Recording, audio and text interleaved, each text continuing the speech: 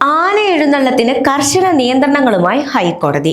എഴുന്നള്ളത്തിന് എത്തുന്ന ആനകളും ജനങ്ങളും തമ്മിൽ 8 മീറ്റർ അകലവും ബാരിക്കേഡും വേണമെന്നതുൾപ്പെടെ കർശന വ്യവസ്ഥകളാണ് കോടതി മുന്നോട്ട് വെച്ചിരിക്കുന്നത്. നിലവിലുള്ള നിയമത്തിന്റെ അടിസ്ഥാനത്തിൽ മാത്രമുള്ള മാർഗരേഖയാണ് പുറപ്പെടുവിച്ചിരിക്കുന്നത് എന്നാണ് കോടതി പറഞ്ഞിരിക്കുന്നത്.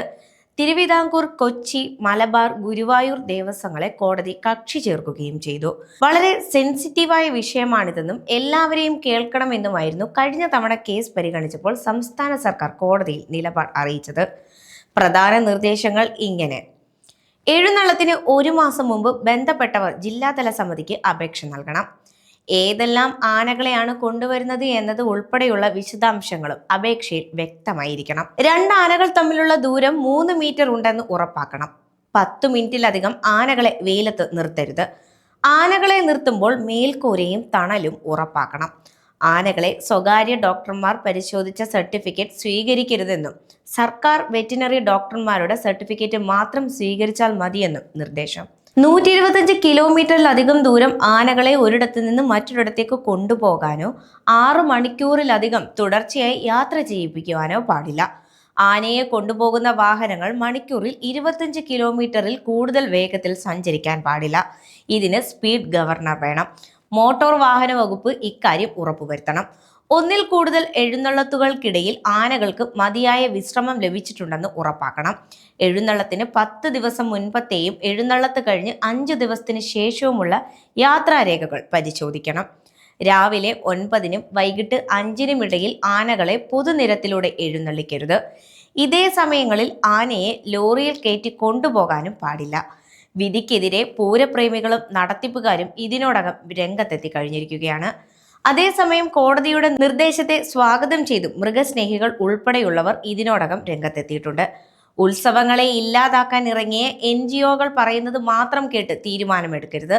നിയന്ത്രണങ്ങൾ നടപ്പാക്കിയാൽ മഠത്തിൽ വരവും തെക്കോട്ടിറക്കവും നടത്താൻ കഴിയില്ലെന്നും തിരുവമ്പാടി ദേവസ്വം അറിയിച്ചു. കേസിൽ കക്ഷി ചേരുമെന്ന് തിരുവമ്പാടി ദേവസ്വം സെക്രട്ടറി K. ഗിരീഷ് കുമാർ പറഞ്ഞു.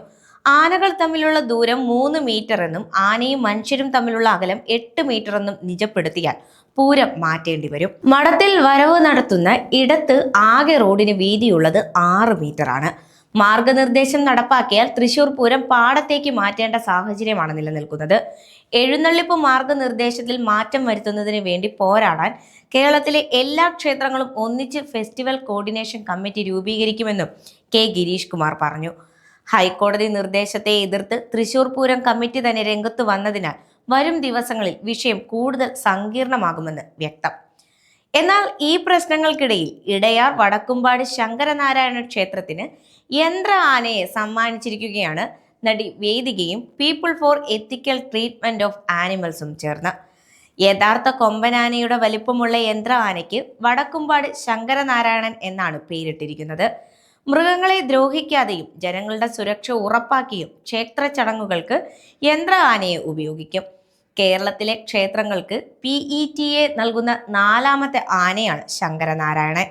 15 വർഷത്തിനിടയിൽ കേരളത്തിൽ 526 പേരുടെ മരണങ്ങൾക്ക് നാട്ടാനകൾ കാരണമായിട്ടുണ്ടെന്നാണ് റിപ്പോർട്ടുകൾ. ആനകളെ അവയുടെ സ്വാഭാവിക ആവാസ വ്യവസ്ഥയിൽ തുടരാൻ ഇങ്ങനെയുള്ള ഉദ്യമങ്ങൾ സഹായിക്കുമെന്ന് നടി വേദികയും പറയുന്നു.